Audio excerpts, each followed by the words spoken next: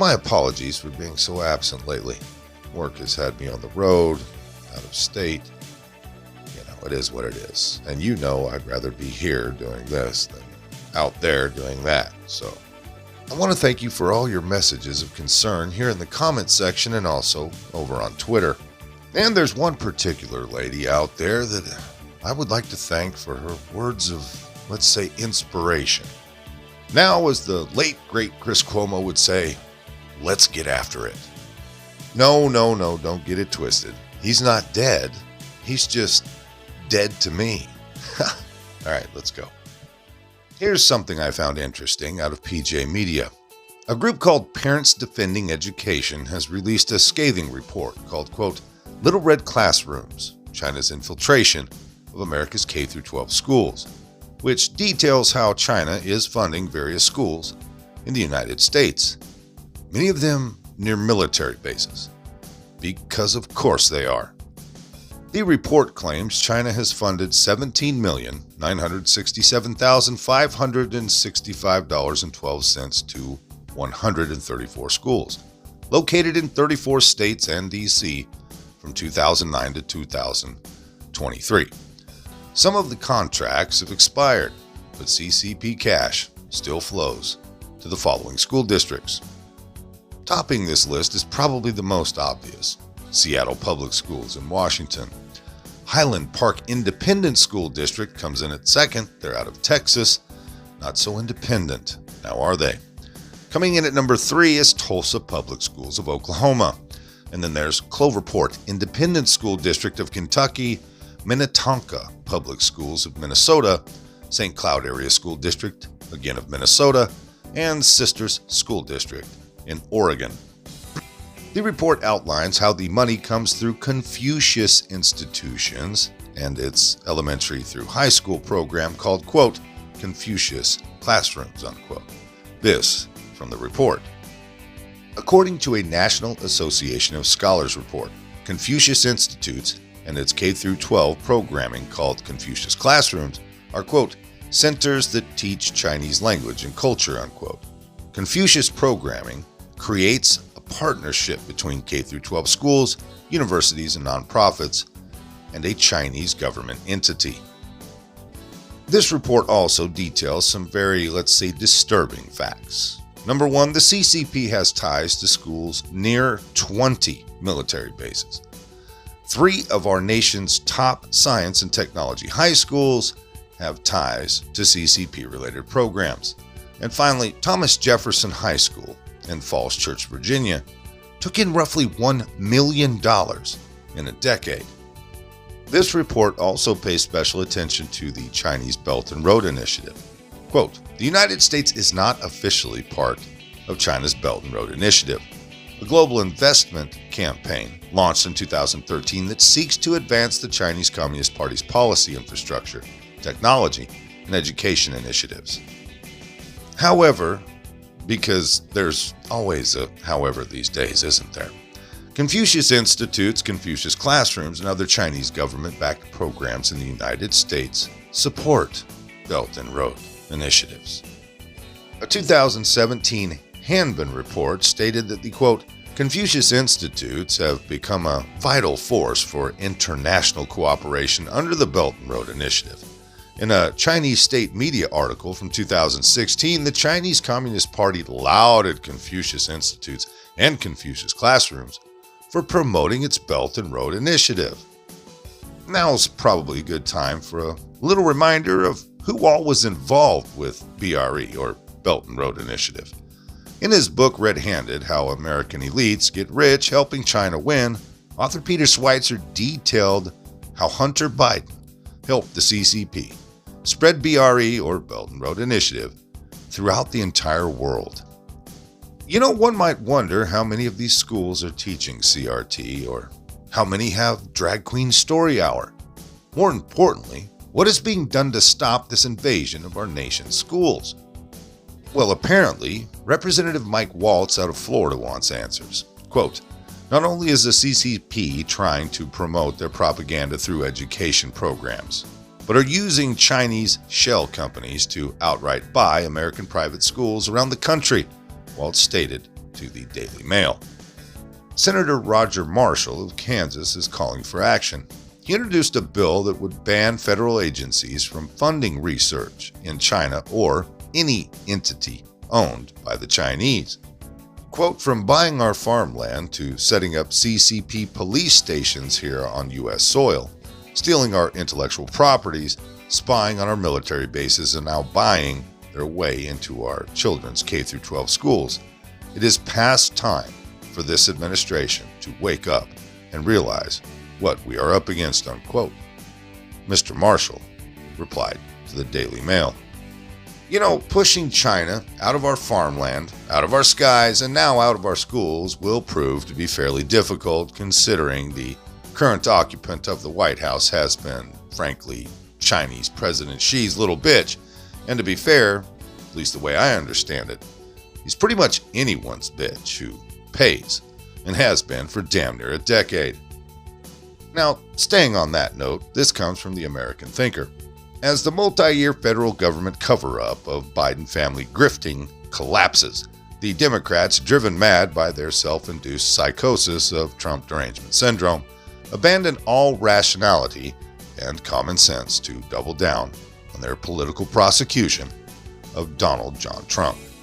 Their indictment of Trump for failure to accept the results of the 2020 presidential election, well, it's idiotic, it's mindless, it's freaking absurd. The stupidity of the Democrats who wrote this indictment or who raved about it boggles the imagination. Never before, and this is saying something, folks, read into it for sure, never have so many college graduates been so out of touch with reality. Get this, according to the indictment, the grounds for prosecuting Trump are that he did not tell the truth about the legality of votes cast in the election and so acted fraudulently and in bad faith. But there is some good news with this particular bi-weekly Clown World indictment we're dealing with now. Such an indictment gives him the powerful defense of the truth. That's right. This round, he gets to state the facts. Let me say this a different way. I'm meaning he now has the right to argue in court for the first time, like ever. So he gets to argue that he told the truth about the 2020 presidential election. You see, in those previous cases, the cases I reported on, thus losing my channel, my primary channel anyways, in those cases that were brought to states' courts to show fraud in the acceptance of ballots, Trump and his supporters were plaintiffs. Thus, they had the duty to come forward with clear evidence of fraud, enough to go to trial anyways. Such evidence they did not have, as it was in the possession of local election officials, who sure as hell are not going to turn any of that over to Donald Trump. Now, as a result, judges refused to let these cases go to trial, and this is where the leftist media manipulates the public. They tell everybody he didn't win a single case across the country. Well, of course he didn't. He didn't go to trial. Like ever.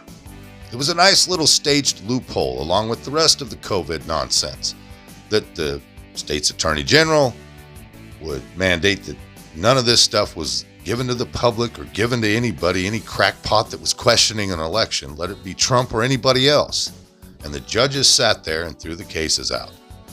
Hot potato. They just passed it from judge to judge across the country until Trump ran out of time. But where evidence would be presented to a jury for their consideration is in this situation, this kind of indictment. Trump has a chance to show the world everything. I'm fairly certain we'll see how this plays out. The fact of the matter is, until today, there has been no court examination of relevant evidence on the legality of ballots counted, and no court determined that the election was either fair or fraudulent.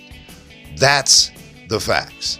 No court determined anything about 2020 because none of the judges had the sack to let the thing play out.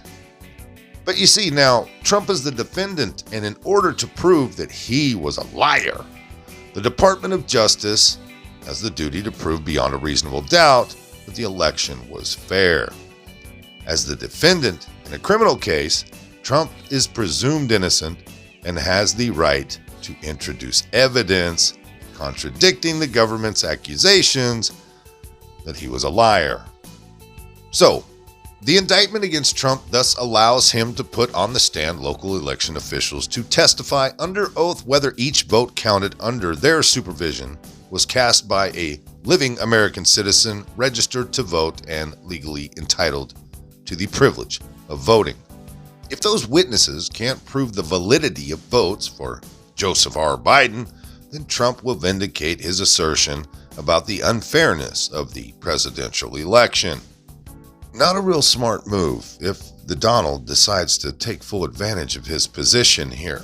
So basically, they are giving the Donald the ability to turn this thing into a total freak show, and hopefully this takes place right in the heart of the presidential election. Here's an example. They can put Mark Zuckerberg on the stand to testify to how much money he gave to finance the collection of ballots by Democrat operatives and how that operation worked in practice. There again, he can introduce Dinesh D'Souza's documentary 2,000 Mules for jury consideration.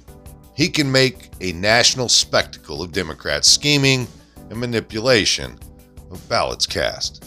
I mean, after all, it will be the burden of the Democrats now to prove the validity of each and every vote recorded by state election officials, in theory. If they can't prove the legality of sufficient votes for Biden, then they would have no evidence that the election was actually honestly conducted and fair. There would be no evidence to justify calling Trump a liar, and the grounds for his indictment would disappear into thin air as just another big lie narrative made up by the progressive left. Wishful thinking, you say? Well, maybe, but maybe not. A lot of those lawyerly folks on the right are currently pointing this out. So let's just hope and see, right? Well, that's about it for that one, folks. Most of this came by way of redstate.com. If you liked it, hit that like button. Subscribe if you haven't. Leave a comment down below. There's a PayPal link in the description box, so please put $1 in the bucket on the way out the door. I'd like to thank everyone for all your donations. They're much needed and much appreciated. Now, with all that being said, we'll see you next time.